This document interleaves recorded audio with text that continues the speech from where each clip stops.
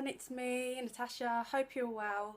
I uploaded a video, I think about 2 days ago, might even been yesterday. What's going on? Too many thoughts.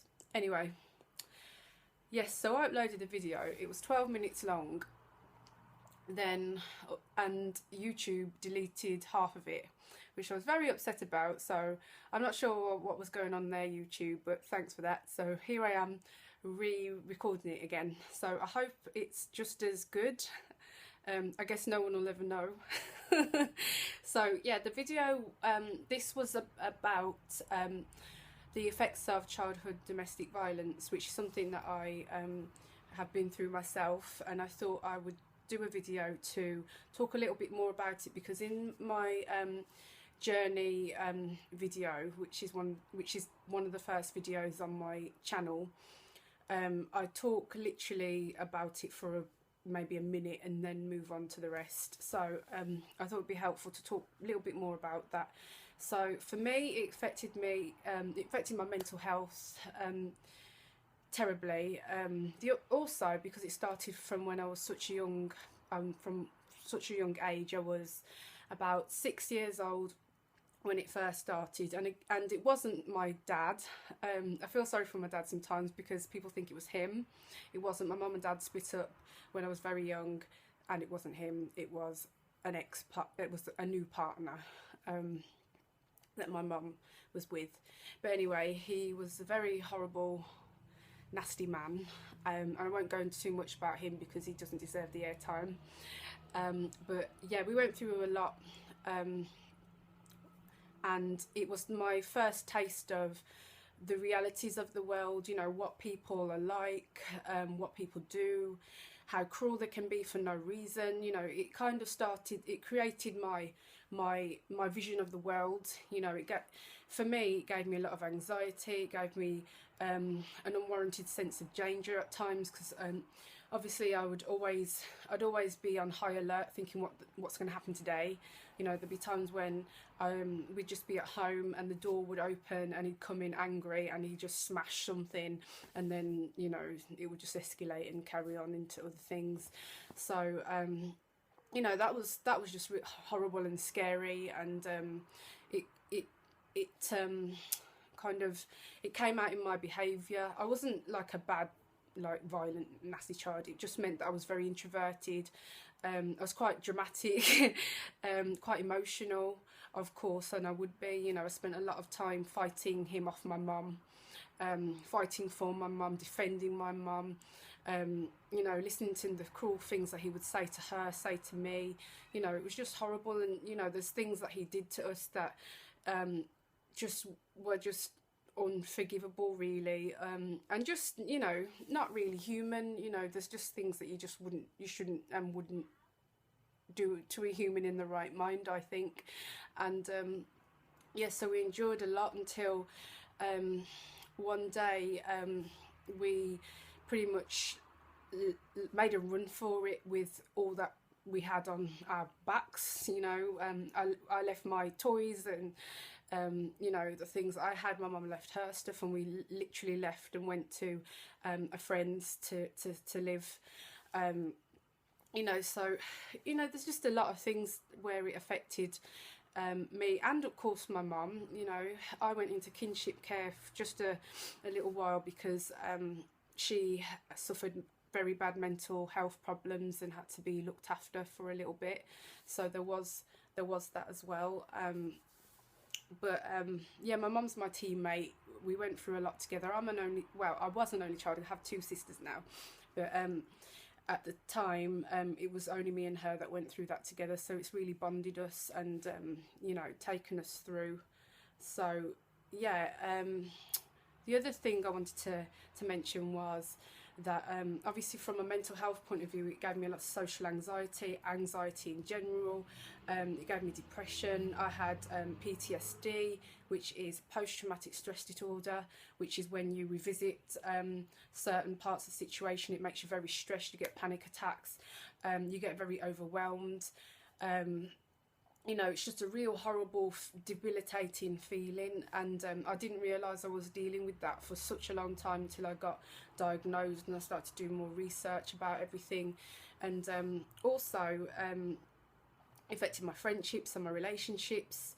And it's funny, really. A lot of people tend to say, don't, you know, don't blame your past for, you know, who you are and your behaviours and things like that. But to be honest with you, your past, no one can tell you that your past doesn't affect, you know, who you are and your experiences. Of course they do. It's your, you know, it's they form your ways of thinking. You know, you see things, they affect you. Of course it's the truth. Of course that's the case. You know, I've made mistakes, you know, lots of mistakes, and you know, I've learned a lot from them. And you know, learning from them means that you will learn your lesson and you won't allow those things to happen again.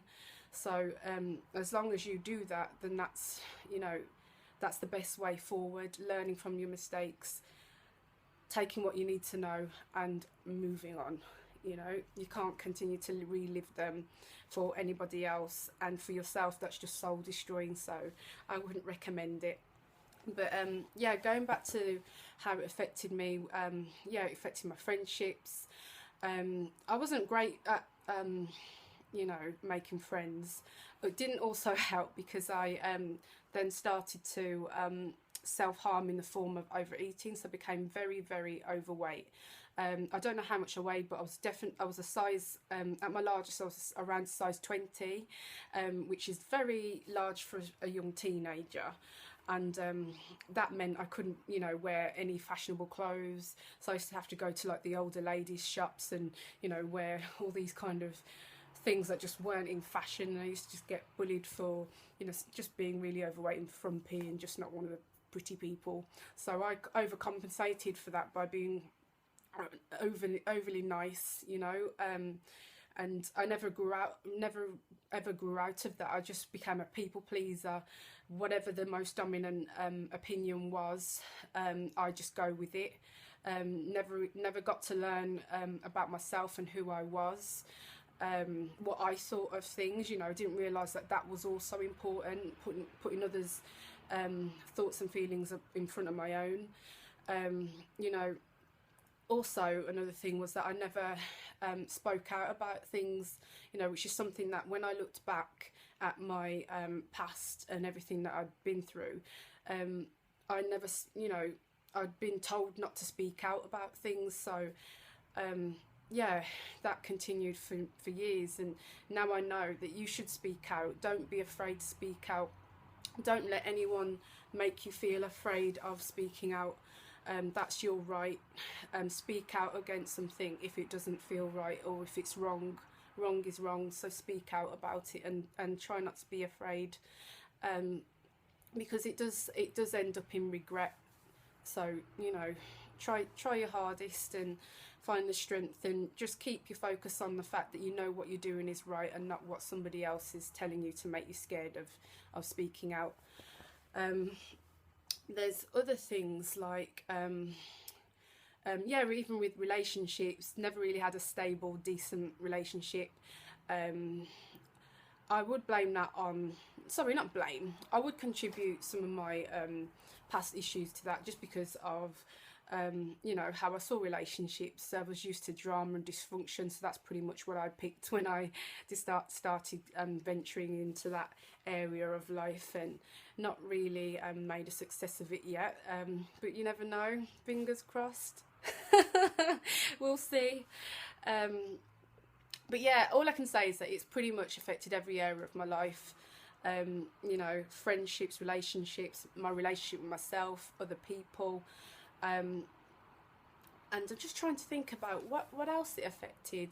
It just pretty much affected everything. My self-esteem was also always very low. I used to always criticise myself. I also suffered from panic attacks, which I never realised they were panic attacks. I don't know what I thought they were, but I knew that they didn't feel right until I had my very first really violent one. and I thought I was having a heart attack. And I remember calling my auntie. I just got off the train after having no, it started to build up on the train, and I got off the train. I was thinking, oh my God, I'm gonna die. I'm just, I'm sweating, I'm panicking, something bad's really gonna happen to me. I'm gonna die. So I phoned my auntie, and she came to meet me, and she said, you're not having a heart attack, you're having a panic attack. And it's funny because obviously anyone who's had a panic attack will relate to that feeling of it. You're thinking it's a heart attack, and it's not, but it is so scary and horrible at the time. It's I can't even put into words how horrible it is, but it's just yeah, not good. It's been a while since I've had one, thank God. What I tend to have now is just more social anxiety, because I'm venturing into so many new things, meeting new people, and what I tend to do to help me with that is to just go for it. Sometimes I can't, and I'll just relax with that. So you can't push yourself. It can make you feel much worse. But for the most part, I just go for it, because you always feel better afterwards. Just feel the fear and do it anyway. That's how I've worked so far, and that's how I've managed to get to this point and managed to get better. So yeah, I think I've rambled on for quite some time, and the video is now over, nearly coming to 12 minutes long, and I hope YouTube don't cut it again. But anyway, if you want me to talk about more things in terms of the effects of domestic violence as a child, please let me know, leave a comment, or contact us via social media, Free Your Mind CIC. And yeah, let me know what you think, and I hope it's been helpful. Again, as a mental health campaigner, my vision and my purpose is to help create more awareness of this issue. People don't realise just how hard it is for people that young people and adults that have viewed domestic violence and witnessed domestic violence and experienced domestic violence as a child. It is awful, it is horrible, and while I've been doing this work, as I've been doing it, more and more people have come out and reached out to me and said how it's affected them, and talked to me about their experience, making me realise just how big of an issue this is. So, we won't stop, and we will continue to talk about it, and continue till people take more notice. As I said before, people do need to take more notice, and the support services that are out there that pretty much just cater to the parent, which is wonderful, also need to make sure that they're catering to the children too. Ask how their mental health is, ask how they're doing at school, look at their behaviour. They might not just be a naughty child, they might not have ADHD or something else. It might be down to what they've been through, what's going on at home. So don't be quick to dismiss people. Try and care a little bit more, and to look into things and see what's really going on.